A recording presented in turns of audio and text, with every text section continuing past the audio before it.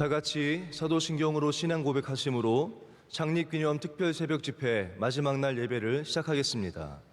전능하사 천지를 만드신 하나님 아버지를 내가 믿사오며 그 외아들 우리 주 예수 그리스도를 믿사오니 이는 성령으로 잉태하사 동정녀 마리아에게 나시고 본디오 빌라도에게 고난을 받으사 십자가에 못 박혀 죽으시고 장사한 지 사흘 만에 죽은 자 가운데서 다시 살아나시며 하늘에 오르사 전능하신 하나님 우편에 앉아 계시다가 저리로서 산자와 죽은 자를 심판하러 오시리라. 성령을 믿사오며 거룩한 공회와 성도가 서로 교통하는 것과 죄를 사하여 주시는 것과 몸이 다시 사는 것과 영원히 사는 것을 믿사옵나이다. 아멘. 찬송가 430장 1절, 2절, 4절을 다 같이 찬양하겠습니다. 430장 1절, 2절, 4절입니다.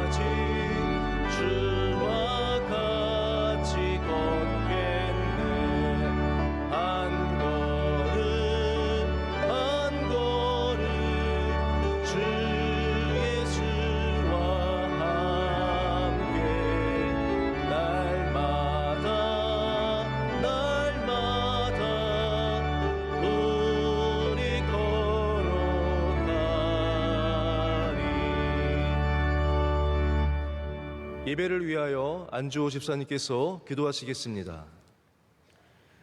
지난 41년 7년을 하루같이 한결같은 눈동자로 지켜주시어 명성교회가 창립 41주년을 맞이하도록 인도해 주신 주님의 은혜에 감사를 드립니다.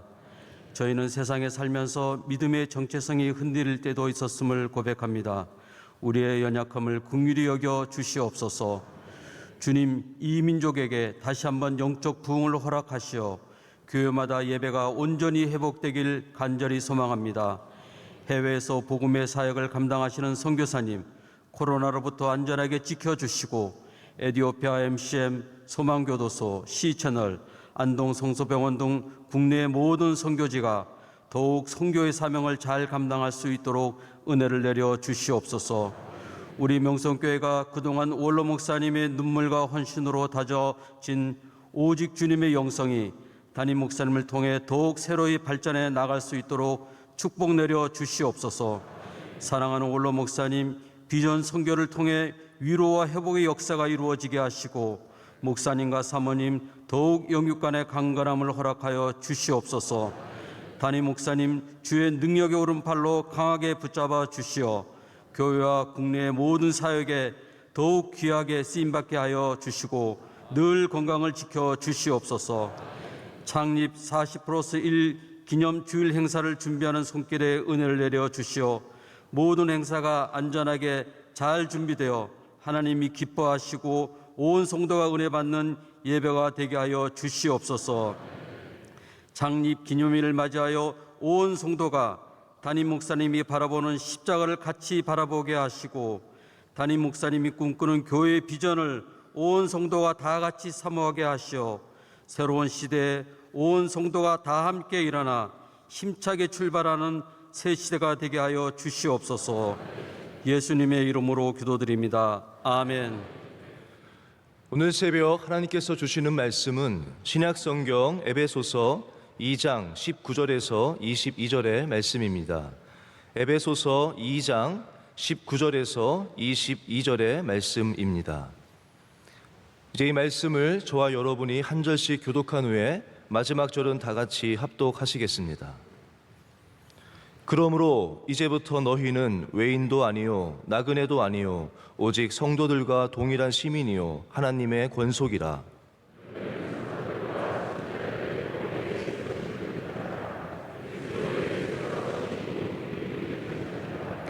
그의 안에서 건물마다 서로 연결하여 주 안에서 성전이 되어가고 너희도 성령 안에서 하나님이 거하실 처소가 되기 위하여 그리스도 예수 안에서 함께 지어져 가느니라. 아멘.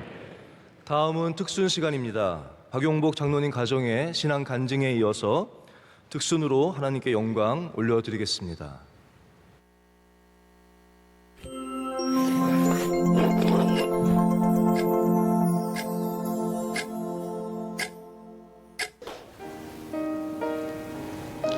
안녕하세요. 저는 61교구 71구역 박용복 장로 장시영 권사 가정입니다. 저는 시골에 한 10대 중반쯤 해서 친구들과 어울려서 놀다가 어느 친구 한 분이 교회 한번 우리 가보자 하는 그런 얘기가 나와가지고 그래 좋지 해가지고 처음 나갔던 게 시골의 모 교회였던 자그마한 교회였습니다. 한 2년 정도 다녔는데 그곳에도 이상한 시험이 들게 돼서 교회도 시험이 들게 되고 신앙에 많은 상처를 입고 교회 생활을 그때 접었던 기억이 있습니다. 그러다가 군대도 갔다 오고 또 괜찮은 회사에서 직장 생활을 하고 잘 지내고 있었습니다. 그런데 결혼하고 나니까 내가 창업을 해서 사업체를 한번 가져봐야 되겠다 하는 그런 생각이 들더라고요. 또 이제 준비된 그 돈이 없다 보니까 답답해서 집에 누워 있는데 갑자기 제 어렸을 때 교회 다녔던 그 생각이 나서 그래 하나님한테 기도하면 되겠지 하는 생각이 들어서 우리 장권사한테 주변에 교회 괜찮은 교회 있는가 한번 알아봐 주세요 하고 부탁을 드렸는데 주저없이 어디서 들었는지 바로 주변에 명성교회가 있는데 목사님 설교가 아주 좋다고 하더라. 거기로 한번 가봅시다 해서 그 다음 주가 이제 바로 1982년 5월 달이었습니다. 어린 나이에 제가 부역장을 맡았습니다. 82년도에 전도사님께서 전화가 왔어요. 구역장님을 좀 하면 어떻겠느냐고. 기도도 할 줄 모르는데 그래서 제가 무슨 구역장을 하냐고 저 못해요 그랬더니 목사님 지시라 그러는 거예요. 그 구역장 맡으면 또 예를 주겠다 싶어서 그냥 네 했죠. 구역 예배를 드리면서 너무 하기하고 너무 좋았습니다. 옛날에는 목사님 아주 우리 어린아이들이 참 은혜 받고 잘 전할 수 있도록 쉽게 구역장 위에 공간을 그렇게 교재를 만들어 주셨어요. 그렇게 열심히 하다 보니까 저에게 구역을 하나 더 맡겨주신 거예요. 강북 지역에 파성 구역장을 저를 보내신 거예요. 거기는 차가 없습니다. 그 당시는 500번 타고 가서 55번을 타고 청량리 가는 걸 타고 가면은 집은 바로 옆에 보이는데 걸어가는 거는 30분 걸어갑니다. 내려서. 그렇게 바람을 맞아가고 눈보라를 맞아가면서 제가 그렇게 이제 구역을 돌보기를 한 거의 3년가량을 한 것 같아요. 88년도 올림픽이 끝나고 처음으로 이제 중국 수교가 이루어지지 않은 시점에서 12명의 집사님들이 그 안기부의 그 신원조회를 거쳐서 목사님 모시고 처음 해외 선교 여행을 떠난 경험이 있습니다. 심양에서 이제 그 백두산을 가려고 하는데 비행기가 안 뜬다고 그래가지고 21인승 버스 투어로 21시간 동안 만주벌판을 돌아다니면서 길을 잊어버렸던 기억도 있고 또 이제 그때 당시로는 교회가 이렇게 열리지 않은 그 중국이기 때문에 집사님, 목사님 이런 소리도 못하고 아무개 사장님, 아무개 회장님 이렇게 불러야 된다는 거예요. 지금은 재밌게 이렇게 이해할 수 있지만 그때 당시로는 예배 드리는 것이 순교를 각오하고 드리지 않으면 안 될 정도로 많은 어려움도 있었고 거기에 이제 계시는 그 선교사님 한 분이 절대 예배 드리면 안 된다고 그러는데 목사님께서 그렇게 과감하시게 12명의 집사들 전부 목사님의 방에 불러다 놓고 매일 새벽 예배 때 예배를 인도하시고 했던 기억도 나고, 장백산 폭포 밑에 가서 기도하고 통일을 위해서 기도하고 중국 땅의 복음을 위해서 기도하고 왔던 그런 기억이 납니다. 저는 첫째도 둘째도 셋째도 교회 중심, 말씀 중심, 목사님 중심, 사람을 믿고 의지하는 것이 아니라 하나님을 믿고 신뢰하면서 기도로 시간을 들이면서 신앙생활이라는 게 좀 하기도 힘들고 목사님 목회도 참 힘든 거라고 생각이 듭니다. 그러나 내 삶에 윤택해지는 길은 신앙생활이다라고 생각이 들고요. 목사님이 나를 맞춰주길 바란다면 이 신앙은 오래가지 못한다. 또 잘 성공적인 신앙생활을 할 수 없다. 이리 생각이 들어서 우리가 훌륭한 목사님 모셨으니까 훌륭한 성도로서 목사님 목회에 잘 따르고 순종하는 길이, 또 내가 목사님 뜻에 따라가는 것이 좋은 교회의 교인 되는 길이 아닌가 이렇게 생각이 듭니다. 우리 명성교회에 참 모시기 어려운 그 담임 목사님 모셨으니까 반은 성공했다고 봅니다. 그리고 우리 성도들 목사님이 나한테 잘해주기보다는 내가 목사님 목회에 잘 순종하고 따라가면 이전보다도 좋은 교회를 이루며 살아갈 수 있지 않겠느냐 그리 생각이 들고, 앞으로 50년, 100년이 돼도 우리 후손들에게 좋은 교회를 물려줄 수 있는 그런 교회가 되지 않겠나 이리 생각이 듭니다.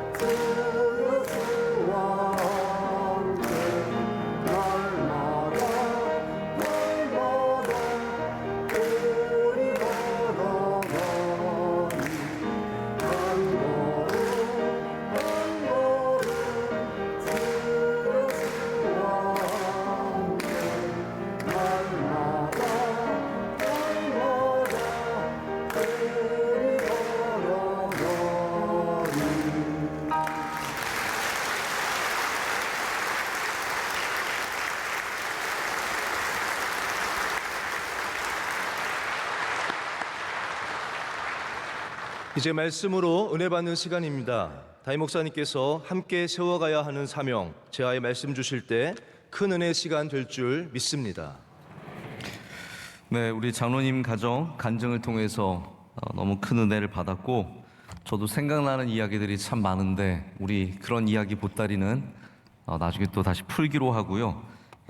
우리 장로님께서는 보시면 아시겠지만 자녀들이 굉장히 어립니다. 우리 교회 전설적으로 정말 늦게 아이를 가지신, 하나님이 크신 은혜를 주셔서 이렇게 딸 아들을 잘 가지시고 이렇게 훌륭하게 사명을 감당하시고 지금도 은퇴하셨지만 여전히 자리를 잘 지키시면서 교회를 섬기고 계십니다. 다시 한번 진심으로 감사를 드리며 하나님께서도 큰 영광 받으신 줄로 믿습니다. 에베소서에는 이 세워지는 것에 대한 말씀이 많이 등장을 합니다. 제가 오늘 말씀을 준비하면서 세운다라는 것에 대해서 다시 한번 좀 생각을 하면서 찾아보니까 이 에베소서 전체가 이 모든 것들을 세우는 것에 참 많이 비유를 하고 있습니다. 교회를 세워나간다라고 말하고요, 우리 그리스도인의 몸도 세워져야 한다라고 말하고 있고, 특별히 이렇게 건축물에 비유를 해서 우리를 세워가는 것에 비유를 많이 하고 있습니다. 하지만 여러분께서 무엇을 세워보시면 아시겠지만 세우는 일이 결코 쉽지 않습니다. 세워가는 일에는 근본적으로 사람들이 협조를 해주지 않습니다. 그러니까 하나의 교회가 세워질 때 많은 사람들이 함께 교회를 세워갈 것 같지만 의외로 그렇지 않다라는 거예요. 정말 사명을 가진 몇 명의 사람들이 교회를 세워가고, 오히려 방해하는 사람들과, 한 교회가 세워지면 축하해주고 박수 쳐줄 것 같지만 그렇지 않다라는 거죠.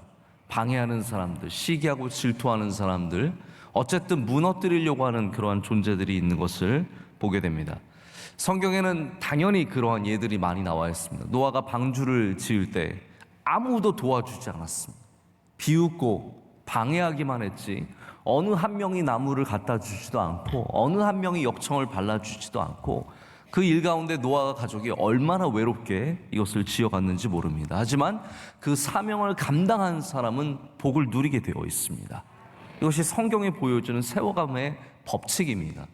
세워가는 것은 외롭고 힘든 일이지만 그 세워가는 일 후에는 반드시 하나님의 은혜가 그와 그 가정에 임한다라는 것이죠.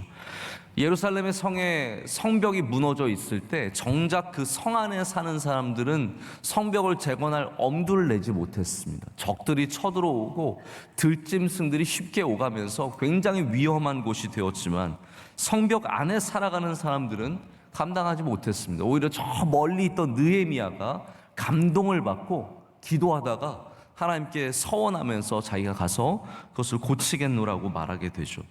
그 성벽을 처음 세우기를 원했을 때 도와주는 사람이 없었습니다. 오히려 산발락과 도비아 같은 사람들이 끝까지 방해하고 끝까지 힘들게 하죠. 그러나 그 성벽이 세워졌을 때 하나님께서 큰 영광을 받으십니다. 여러분, 우리가 세워가야 하는 사명을 갖고 있습니다. 이것이 때로는 외로운 일이고 힘든 일이고 방해를 받는 일이지만 그 일을 감당해야 하는 것이 바로 그리스도인에게 주신 사명인 줄로 믿습니다. 우리나라에 개척교회 시대가 있었거든요. 수많은 교회들이 상가의 교회를 세우고, 오늘 장로님 권사님도 그 말씀해 주셨지만 1982년도 우리가 상가를 벗어나지 못했던 그때입니다. 그때 수많은 상가 교회들이 곳곳에 세워졌는데 하나님께서 우리 명성교회에 특별한 은혜를 주셔서 우리가 지금 41주년을 맞이하게 되었습니다. 할렐루야. 여러분, 살아남은 게 기적이고요. 그 가운데 이렇게 세워진 것은 더 크신 하나님의 은혜입니다. 우리 흥우상가 3층에서 시작한 교회가 3층 한 면을 차지하다가 양쪽을 하고 2층으로 내려가고, 거기에서 그때도 여러분 83년도 이럴 때도 비디오실이 있었던 거 상상이 가십니까? 우리 명성교회 혁신적인 교회였습니다. 정말로요. 그때 우리가 교회 안에서는 톱밥으로 난로를 떼도 그랬거든요. 톱밥으로 난로를 뗐었거든요. 복도 중간에. 그러면서도 예배는 비디오실로 예배를 드릴 수 있는 정말 열심히 세워가는 일들이 있었습니다. 하나님께서 우리를 세워주셨고, 우리 성도들이 헌신하며 눈물로 교회를 세웠고, 우리 원로 목사님, 사모님, 주님께서 주신 이 강단을 지키면서 눈물로 교회를 세워왔습니다. 조금씩 우리의 예배가 확장이 되고 참여가 늘어나고 사역이 늘어나면서 지금의 모습을 갖게 되었습니다. 아프리카계의 음환자 목사님이 말하는 교회를 세워가는 교인들의 6가지 모습에는 이러한 모델들이 제시가 됩니다. 제가 간단하게만 얘기를 합니다. 첫째는 참여하는 자들을 통해서 교회는 세워진다 말합니다. 둘째는 격려하는 사람들입니다. 셋째는 대항하는 사람들입니다. confronting people이라고 합니다. 죄를 대항하고 소문을 대항하고 죄의 공격을 대항하는 사람들. 넷째는 기도하는 사람들. 다섯째는 섬기는 사람들. 여섯째는 인내하는 사람들. 바로 이런 사람들을 통해서 교회가 세워진다라고 말합니다. 제가 말씀을 준비하면서 빌드, 영어로 세우다, 건설하다, 만든다라는 그런 의미죠. 제가 이 말씀이 성경에서 어떻게 다루어지고 있는지 한번 살펴보게 되었습니다. 빌드라는 단어를 넣었을 때 대부분의 신약 성경의 말씀은 교회를 세우는 것과 연결이 되어 있습니다. 여러분, 하나님께서는 이 세상을 창조하셨고, 할렐루야, 그리고 우리에게 교회를 주셨습니다. 그런데 하나님께서 다 만들어 주신 것이 아니라 우리가 만들라고, 세우라고, 건설해 나가라고 우리에게 주셨습니다. 세상은 하나님께서 만들어서 우리에게 주셨지만 교회는 우리가 하나님의 주신 사명을 갖고 만들어 가야 하는 그러한 하나님의 영광이 깃들어 있는 곳입니다. 오늘 말씀처럼 우리도 예수 그리스도를 모퉁이 돌로 삼아서 그리스도 예수 안에서 함께 지어져 가는 은혜가 있기를 소망합니다. 교회는 저절로 세워지지 않습니다. 첫 번째로는 하나님의 은혜로 세워집니다. 여러분, 그 은혜라는 말이 얼마나 그 범위가 크고 그 의미가 넓은지 모릅니다. 은혜라는 단어 속에는 많은 눈물과 땀과 수고와 희생과 섬김이 있습니다. 그냥 은혜가 아니에요. 그 안에 어마어마한 눈물과 어마어마한 땀이 숨겨져 있습니다. 그래서 우리 명성교회가 은혜입니다 라고 고백하는 것이 할 말이 없어서가 아니라 정말로 은혜이기 때문이에요. 우리가 성장했는지, 우리가 왜 지어졌는지, 우리가 왜 세워졌는지 몰라서 그런 말을 하는 게 아니라 은혜라는 단어 속에 너무나 많은 귀한 것들이 다 들어있기 때문입니다. 은혜라는 보따리를 딱 풀잖아요. 그러면 그 안에 주님께서 우리와 함께 하셨다는 것을 발견할 수 있는 겁니다. 이 보따리 안에 우리의 눈물과 우리의 기도와 예수 그리스도의 은혜가 주님께서 우리와 함께 하신 것이 있는 정말 비밀스러운 것을 발견하게 됩니다. 19절 말씀은, 오늘 본문 말씀의 19절 말씀은 우리가 이제는 외인도 아니고 나그네도 아니고 성도들과 동일한 시민이요 하나님의 권속이라라고 말씀하십니다. 할렐루야. 교회의 시작은 하나님의 은혜의 시작입니다. 명성교회가 41년 전에 저 명일동 종점 앞에서 세워질 때 하나님의 은혜가 우리 가운데 시작이 되었고, 여러분의 가정의 시작이 되었고, 놀라운 역사가 시작이 되었습니다. 그래서 하나님은 우리를 권속으로 삼아 주시죠. 권속이란 말이 여러분 무슨 말입니까? 교회에서 가끔 이렇게 쓰는 단어 중에 정확하게 모르면서 계속 쓰는 단어들이 있습니다. 여러분, 권속이 뭐예요? 권속은 식구라는 말이에요. 권속은 family라는 말이고, household라는, members of household, 그 가문에, 그 집안에, 여러분 옛날에 로마 시대의 이스라엘 이 지역에는 가문이 있는 거예요. 그 집안이 있는 겁니다.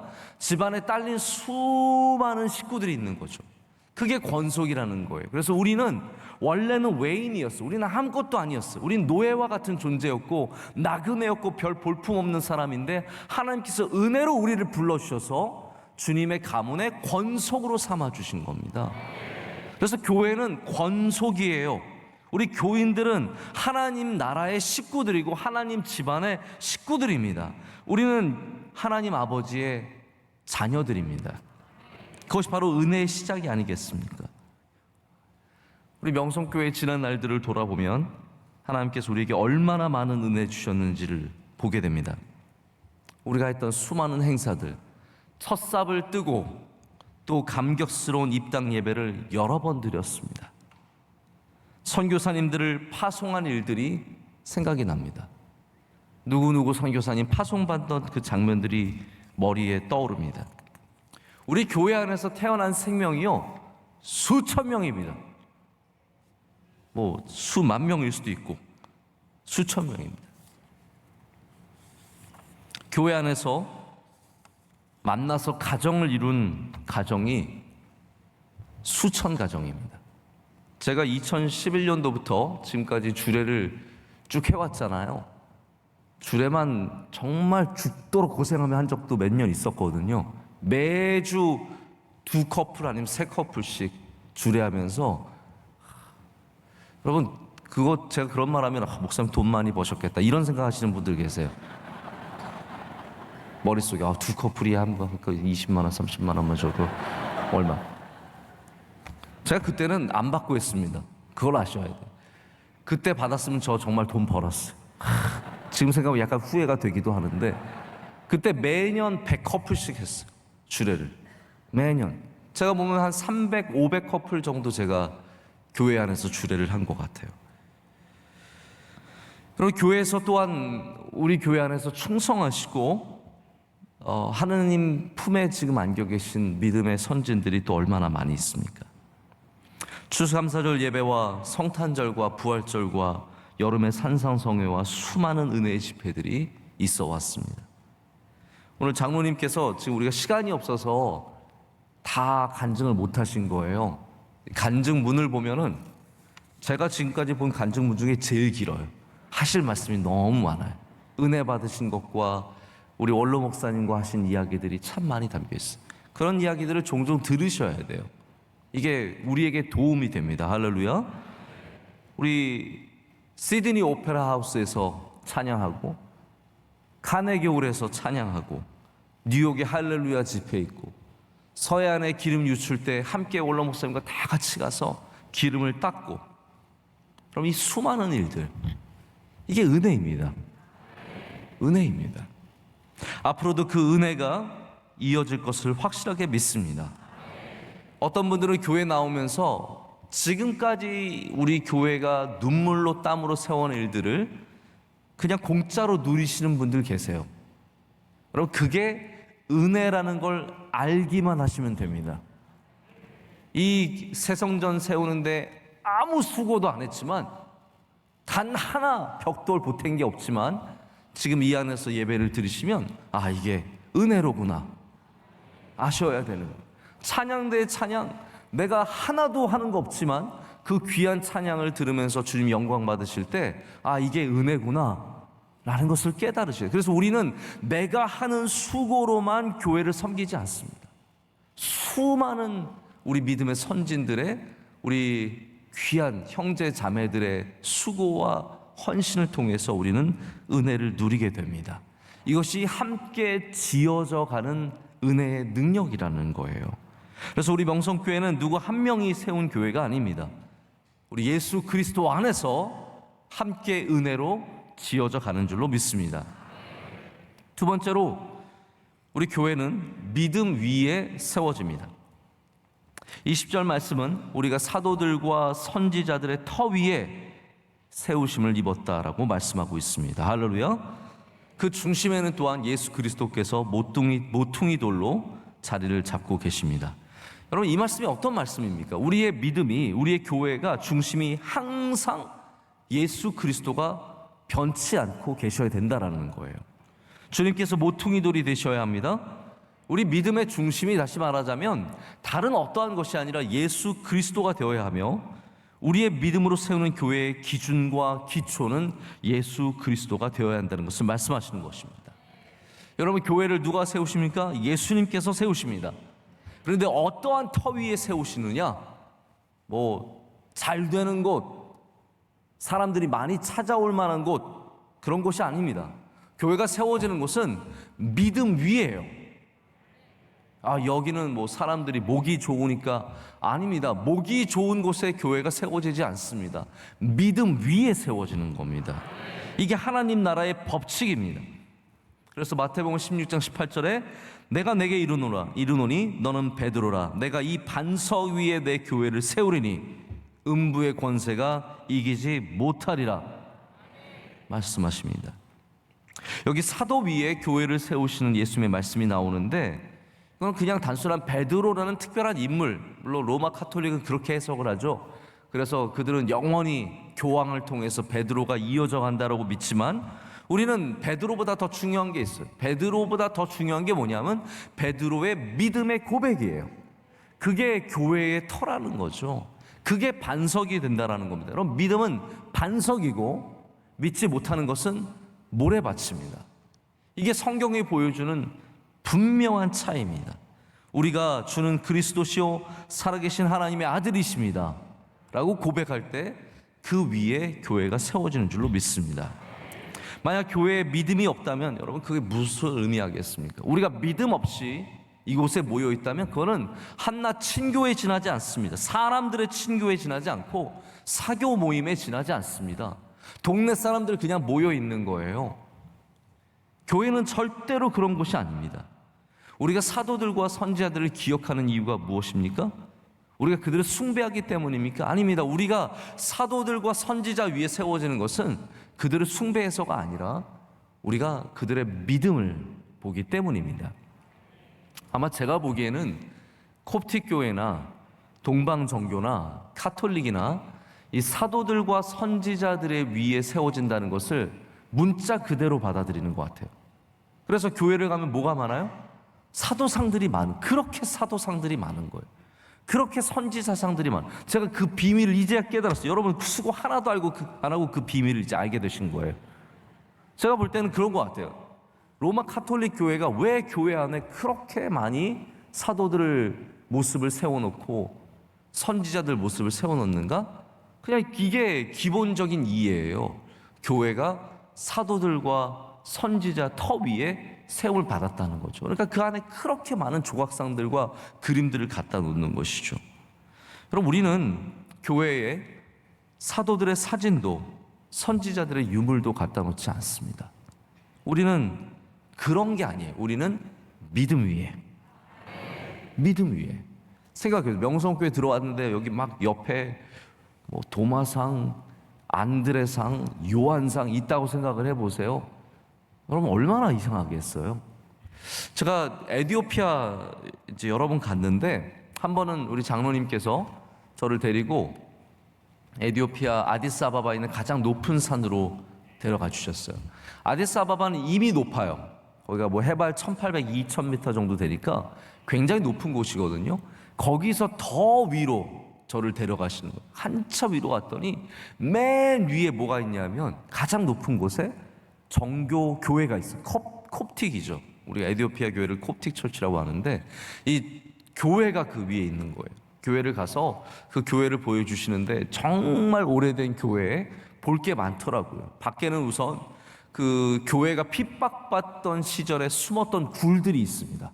이 교인들이 숨어서 살았던 그 굴들이 있고, 교회 안으로 들어가면 저는 늘 이제 정교나 이제 카톨릭 갈 때 좀 약간 죄송하지만 저희랑 정서적으로는 좀 잘 안 맞아요. 들어가면 약간 좀 으시시해요. 교회를 들어가는데도 으시시한 마음이 있거든요. 들어가서 이렇게 수많은 상들과 들어가면 다른 게 없어요. 거의 대부분이 성자들의, 세인트들의 모습들과 그림들과 상들이, 아니나 다를까 여기도 들어갔더니 정말로 많은 에티오피아 성자들의 모습들이 있어요. 그 중에 제가 굉장히 이렇게 기억에 남는 분이 누구냐면, 이름도 힘들어요. 데클레 하이마노시라고 하는 에티오피아 분인데, 이분은 14세기에 사셨던 분이에요. 이분이 그림이 항상 다리가 하나가 잘려져 있어요. 그래서 목발을 짚고 있든지 아니면 외다리로 서 있어요.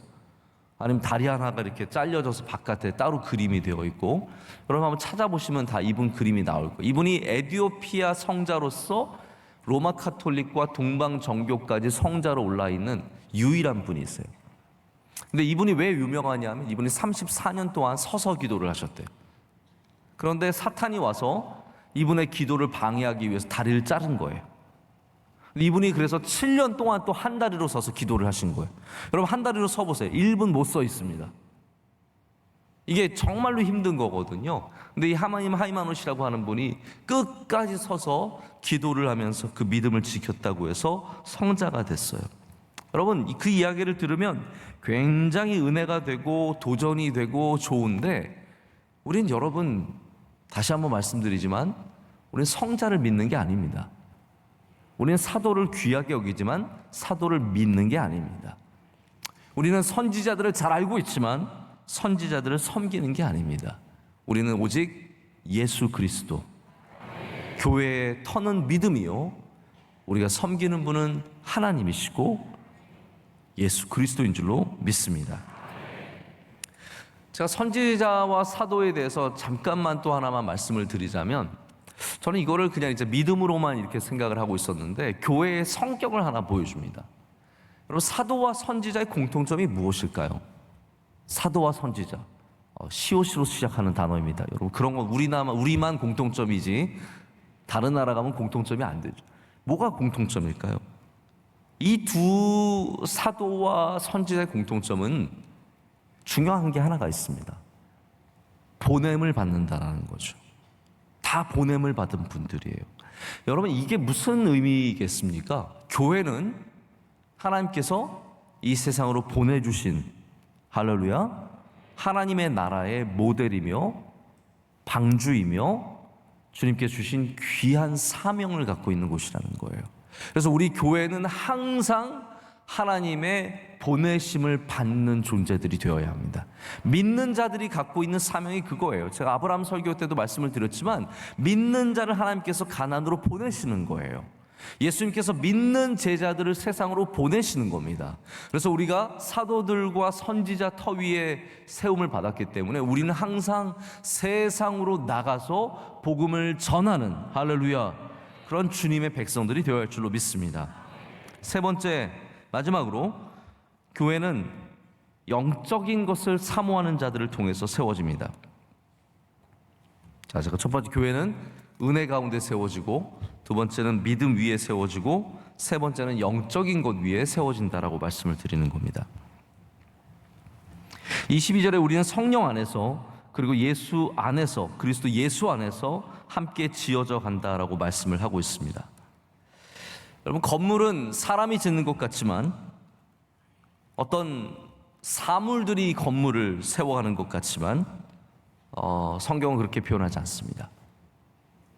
교회는 건물이지만 전적으로 영적인 존재입니다. 교회라는 건물은 가장 물질적인 것이지만 또한 가장 동시에 영적인 것이 됩니다. 고린도후서 14장 12절에 이런 말씀이 있습니다. 그러므로 너희도 영적인 것을 사모하는 자인즉 교회의 덕을 세우기 위하여 그것이 풍성하기를 구하라. 이 말씀이 굉장히 어렵게 들리지만 이런 뜻이에요. 너희가 하나님의 영적인 은사들, 기프트죠, 선물들, 영적인 선물들을 사모하고 그것이 풍성하기를 구하면 그것을 통해서 교회가 세워져 간다라는 말씀이에요. 다시 말씀드리자면 우리가 교회를 육으로 세우는 것이 아니라 영으로 세운다라는 겁니다. 우리는 육적인 것들을 멀리하고 영적인 것들을 사모해야 합니다. 그래야 교회가 올바른 방향으로 가고 그래야 교회가 올바로 세워질 수 있다라는 거예요. 영적인 것이 우리 안에 풍성할 때, 할렐루야, 교회가 기도하고 뜨겁게 기도하고 주의 말씀을 뜨겁게 사모하고 예배를 귀하게 여기는 이런 영적인 모습이 있을 때 교회가 풍성해지는 겁니다. 성령 안에 거하고 예수 그리스도 안에 거할 때 우린 영적인 것을 사모하게 되어 있습니다. 여러분, 이건 굉장히 자연스러운 거예요. 우리가 성령 안에 거하면 우리는 자연스럽게 육적인 것들은 멀리하게 되고 영적인 것들은 사모하게 됩니다. 그래서 우리가 육적으로 매여 있다면 우리는 성령 안에 거하고 있는 것이 아니라는 거죠. 육적인 것을 멀리하기 전에 기도하십시오. 그럼 성령 안에 거하며 영적인 것을 사모하게 됩니다. 우리 교회가 무엇을 사모합니까? 교회는 끝까지 기도하는 것을 사모하고 예배하는 것을 사모하고 영적인 선물들을 사모해야 합니다. 그래야 육신이 원하는 대로 끌려가지 않고, 여러분, 육신이 사로잡으면 우리 그냥 말하고 싶은데 원하는 대로 막 말하고요, 원하는 대로 막 다니고요, 원하는 대로 그냥 살아가게 됩니다. 이것이 육신이 이끌어가는 삶의 특징들이에요. 말을 막 하게 되고 막 다니게 되고 막 살게 됩니다. 하지만 우리는 영적인 것을 사모하기 때문에 영적인 길을 걷게 되어 있다는 것이죠. 성도들은 영적인 길을 걸어야 합니다. 교회도 영적인 길을 사모해야 합니다. 교회가 훌륭해지다 보면요, 오히려 영적인 것들이 약해지고 반대로 외면은 더욱 강해지고 사역들이 굉장히 다양해지고 교회 조직은 영적이지 않고 정치적으로 되어버립니다. 마치 거대한 기업처럼 느껴지기도 해요. 혹시 여러분 시내 가보셨습니까? 시내 가보면 좋은 그 주택들이 있습니다. 이렇게 서울 시내의 비싼 땅에 주택들의 특징들이 뭐냐면 담이 어마어마하게 높아요. 혹시 청담동 가보셨어요? 여러분, 우리 명일동 사람들은 청담동에 한 번씩 갔다 와봐야 합니다. 한남동에 이런데 일이 있어서 한번 가게 되면은요, 한남동의 그 이태원의 위에 쪽으로 올라가면요, 주택들이 많이 있는데 담들이 10m예요. 제가 볼 때는 뭐 말도 안 되게 높은 담들이, 그냥 어마어마하게 높은 담들이 절대로 그 집을 하나도 보여주지 않고 그냥 그런 담 안에 사는 분 저 한번 초청 좀 해주세요. 저는 그 안에 어떻게 살아가는지 너무 궁금하거든요. 교회가 육적이 되면 우리의 담이 높아지는 겁니다. 그래서 이 안에서 무슨 일이 벌어지는지 그 내부인들만 알고 전혀 알 수가 없는, 교회가 무엇을 하는지 알 수 없는 존재들이 되어버리는 것이죠. 힘을 가진 사람들만 교회가 어떻게 가는지 알게 되고 나머지들은 전혀 모르고 살아가게 되는 겁니다. 교회는 담이 낮아야 합니다. 할렐루야. 초원처럼 담이 없는 곳이 되어야 합니다. 교회는 더욱더 뜨겁게 기도해서 기도원보다 뜨겁게 기도하는 곳이 되어야 합니다. 그럼 제가 바라는 게 있습니다. 우리 원주 수양관 당연히 가서 기도하세요. 그러나 우리 교회가 원주 수양관만큼 뜨겁게 기도하는 곳이 되어야 합니다. 영적인 것을 사모하는 곳이 되어야 합니다. 교회가 수도원보다 더 영성이 있어야 합니다. 영성을 위해서 수도원으로 가서는 안 돼요. 영성을 위해서 교회로 와야 합니다. 왜냐하면 교회가 가장 영적인 곳이기 때문이에요. 우리 명성교회는 영적인 것을 사모하는 교회입니다. 우리 명성교회가 지금까지 걸어온 길이 어떤 길입니까, 여러분? 우리의 담을 높이고 우리의 것들을 좋아해서 서로 나눠 먹고 그런 것이었습니까? 아닙니다. 우리 명성교회는 지금까지 예배하기 위해서 모이고 선교하기 위해서 나가고, 할렐루야, 영적인 것을 사모하기 때문에 뜨겁게 기도하고 아직도 주여 삼창 세게 하고 기도하고, 할렐루야, 통성으로 기도하고 눈물로 기도하고 때마다 금식을 외치고 새벽에 막 일어나라고 강요. 오늘 강요에서 오신 분들 계시죠? 그럼 왜 우리가 이걸 하겠습니까? 이게 그냥 우리가 사는 길입니까? 아닙니다. 이것이 하나님께서 기뻐하시는 영적인 일들이기 때문 아니겠습니까? 영적인 것을 사모하는 거예요. 그래서 반대로 우린 육적인 것들을 멀리해야 합니다. 우린 높아지는 것을 경계해야 합니다. 유명해지는 것을 주의해야 합니다. 칭찬받는 것을 두려워해야 합니다. 우리는 영적인 것을 사모하는 교회가 되어야 합니다. 우리가 뜨겁게 기도하며 하나님 앞에 더욱더 간절하게 예배하고 나아갈 때 우리는 예수 그리스도라는 참 생수를 마시게 될 줄로 믿습니다. 감사한 것은 지금까지 하나님께서 우리 교회에 이런 분들을 많이 보내주셨습니다. 은혜를 아는, 믿음 위에 거하는, 영적인 것을 사모하는 주의 종들이 많이 있어 왔습니다. 그래서 우리가 함께 예수 그리스도와 함께 지어져 왔습니다. 우리 교회에서 5년을 보냈던, 10년을 보냈던, 30년, 40년을 보냈던 함께 지어져 가는 그 사명을 감당하신 겁니다. 자, 우리가 그러면 다 지어졌느냐? 자, 이 말씀을 결론으로 말씀을 맺을게요. 여러분, 명성교회 다 지어진 겁니까? 새 성전 지었으니까 더 이상 이거보다 더 크게 뭐하러 지을 필요도 없고 이거보다 더 크면 어떻게 감당하려고요? 이제 끝난 겁니까? 그럼 명성교회 다 지은 겁니까? 혹은 우리가 다른 건축물을 지으면 또 새로 짓는 것입니까? 아닙니다. 우리는 영원토록 예수 그리스도와 함께 지어져 가야 합니다. 교회는 날마다 지어져 가야 합니다. 오늘도 여러분이 예배함으로 교회를 지어가는 겁니다. 오늘도 여러분이 깨어서 기도함으로 교회를 지어가는 겁니다. 우리 원로 목사님과 수많은 주의 종들의 눈물의 기도와 헌신으로 여기까지 왔습니다. 우리가 더욱 힘을 합하여 앞으로 나아가야 합니다. 근데 그것은 명성 네이션을 이루는 게 아닙니다.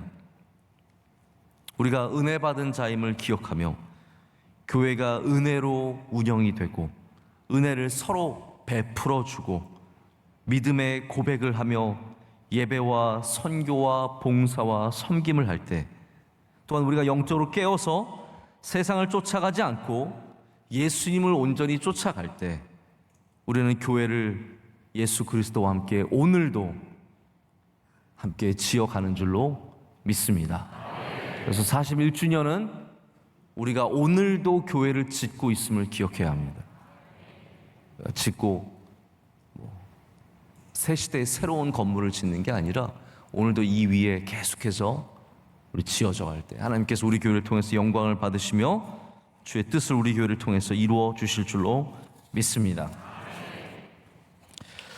오늘 간증해 주신 박용복 장로님, 장수영 권사님, 또 딸 되는 우리 상은, 아들 성은, 정말 귀한 가정입니다. 저도 장로님 가정을 제가 아주 어렸을 때부터 뵀는데 한결같이 너무나 선하게 우리 교회에서 봉사해 주시고 섬겨 주시고 또 우리 교회에서 장로님으로 은퇴까지 하셨습니다. 하나님께서 우리 장로님 간증을 통해서 큰 영광 받으신 줄로 믿습니다.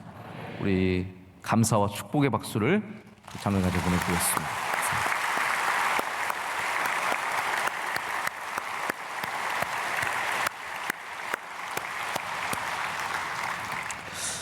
내일 창립 41주년 예배를 준비하고 있습니다. 여러분께서도 함께 예배를 잘 준비해 주시기를 바라고요. 우리 교회 또 바깥에 있는 비아 돌로로사가 이제는 또 선교의 포인트로 바뀌었어요. 우리 이거 계속 해야 되는 것 같습니다, 여러분. 오셔서 많이 걸으시면서 교회 선교의 역사들을 살펴보시고 또 함께 기도해 주시고 또 여러분께서 그거 QR코드 찍으시면은 뭐 영상이 나와서 또 볼 수 있다고 하니까 그런 걸로 함께 또 봐주시면 좋을 것 같습니다. 그 외에도 우리 여러 행사 가운데 하나님께서 영광 받으시기를 소망하며 여러분께서도 열심히 힘을 다해서 참여해 주셔서 이 모든 것을 통해서 우리 명성교회 41주년이 주님께 영광이 되기를 간절히 소망합니다. 우리 시간 함께 통성으로 기도하겠습니다. 하나님, 우리가 은혜를 알게 하시고 다시 믿음 위에 서게 하여 주시오며 영적으로 나가게 하여 주시옵소서. 육신의 우리 유혹들과 육신의 길들을 버리게 하여 주시며 더욱더 기도함으로 깨어있게 하여 주시옵고 영적인 것을 사모하게 하여 주시옵소서. 우리 명성교회가 끊임없이 세워져 가게 하여 주시오며 하나님께 영광 올려드리는 귀한 교회가 되게 하여 주시옵소서. 41주년의 모든 행사 가운데 주님 영광 받아주시고 준비하는 준비위원들과 함께 하여 주시오며 모든 행사 하나하나마다 놀라운 은혜가 있게 하여 주시옵소서. 내일도 정성을 다해서 주님께 나아가게 하여 주시옵소서. 우리 두 손 들고 주여 삼창하고 기도하겠습니다. 주여, 주여, 주여. 하나님 아버지 감사합니다. 주님의 은혜로 함께 하십니다.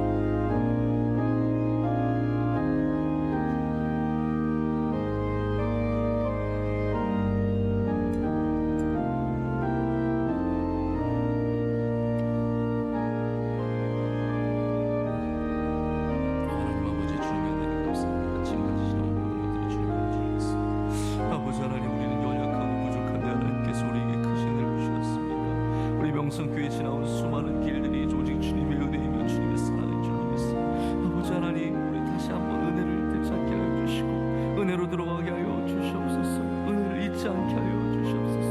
나를 권속으로 불러주신 하나님 아버지, 자녀 삼아주신 하나님 아버지, 주의 사랑과 은혜를 잊지 않게 하여 주시고 더욱더 은혜로 교회를 세워가는 주의 종들이 다 되게 하여 주시옵소서. 믿음으로 세워가게 하여 주시옵소서. 세상의 믿음으로 나아가지 않게 하여 주시고 하나님 아버지 우상을 숭배하지 않게 하여 주시고 오직 주 예수 그리스도를 믿고 따라가는 주의 백성들이 되게 하여 주시고 제자들 되게 하셔서 온전한 믿음으로 나아가게 하여 주시고 순전한 믿음이 되게 하여 주시오며 하나님께서 모든 성도를 사랑하는 성도의 믿음을 지켜 붙잡아 주시오며 반석 같은 믿음이 될 수 있도록 주여 성령을 충만케 하여 주시옵소서. 영적인 것을 사모하게 하시되 하나님 우리 안에 있는 은사를 발견하게 하여 주시오며 지금 더욱더 뜨겁게 기도하게 하여 주시오며 영적인 교회가 되게 하셔서 우리 교회의 사랑은 예배가 되게 하시며 영원히 기도하게 하여 주시고 눈물로 기도하는 자들이 끊이지 않게 하여 주시고 금식하며 주님을 사랑하는 자들이 많이 나올 수 있도록 주여 축복하여 주시옵소서. 41주년을 통해서 주님 영광 받으시기를 원합니다. 하나님 아버지, 끊임없는 주의 사랑과 은혜를 긍휼을 우리 가운데 베풀어 주시오며 아버지, 이 모든 행사와 은혜를 통해서 오직 주님만 영광 받아 주시오. 준비하는 모든 주의 사랑하는 종들에게 성령 충만함과 주님을 더욱더 기뻐하는 주의 마음이 있게 하여 주시옵소서. 넉넉히 감당하게 하여 주시옵소서. 아버지 하나님, 역사의 산증이 되신 주의 사랑하는 많은 종들에게 그 율과 은혜를 베풀어 주셔서 건강함 허락하여 주시오. 하나님 섬긴 자들이 복을 받는 주의 귀한 은혜를 다 누리게 하여 주시옵소서. 모든 것을 주께 감사드립니다.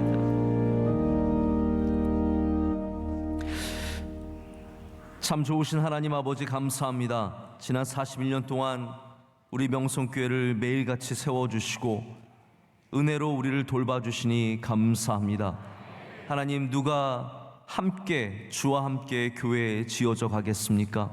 우리 가운데 은혜를 아는 자들, 은혜를 사모하는 자들, 우리 가운데 믿음으로 주를 고백하며 믿음의 길을 걷는 자들, 우리 가운데 육신의 길을 버리고 영적인 것을 사모하며 뜨겁게 기도하며 예배하는 주의 종들이 함께 이 교회와 함께 지어져 가는 줄로 믿습니다. 주님, 우리 교회를 주의 장중에 붙잡아 주시오며 오른팔로 붙잡아 주시오며 이 시대에 주신 사명을 감당하게 하여 주시오며 하나님, 담이 없는 낮은 연약하고 부족한 교회가 되어서 영원토록 주님만 의지하고 쫓아가게 하여 주시옵소서. 우리 교회를 통해서 영광 받아 주시옵소서. 성령 충만케 하여 주시옵소서. 오늘 새벽도 하나님 이렇게 열심히 나와 깨우는 주의 귀한 종들이 있습니다. 한 분 한 분 기억하여 주시오며 은혜를 더하여 주시옵소서. 오늘 간증하신 박용복 장로님 가정 하나님께서 주의 장중에 붙잡아 주시오며 기름 부어 주시오며 은혜를 더하여 주셔서 하나님에게 영광 올려드리는 가정, 영원토록 주의 복을 누리는 가정이 될 줄로 믿습니다. 우리 교회 수많은 주의 종들, 명성교회의 역사의 산 증인들이 있습니다. 하나님 한 분 한 분 위로하여 주시고 세임 주시고 능력을 더하여 주시옵소서. 우리 명성교회를 세우시고 하나님 지금까지 눈물로 기도하며 교회를 섬겨주신 원로 목사님, 하나님께서 주님 오늘도 눈동자처럼 지켜 보호하여 주시오며 신원을 강건하게 붙잡아 주시옵소서. 앞으로의 많은 선교의 사명 가운데 주님께서 함께하여 주시오며 많은 열매를 거두게 하실 줄로 믿습니다. 하나님 41주년 준비위원들과 함께하여 주셔서 남은 사명을 넉넉히 감당하게 하여 주시옵소서. 내일 있는 모든 행사와 수많은 예배를 통해서 주님께서 빛나시기를 원합니다. 주님께서 주인공이 되어 주셔서 영광받아 주시옵소서. 오늘도 예배를 섬기는 주님의 귀한 종들 기도하시고 수고하는 모든 종들에게 주께서 마음껏 축복하여 주시옵소서. 안내하시고 담당한 많은 주의 종들에게도 은혜 내려 주시옵소서.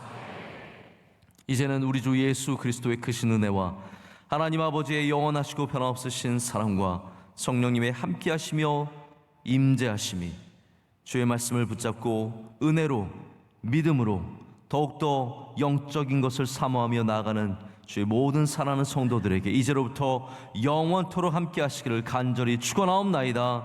아멘.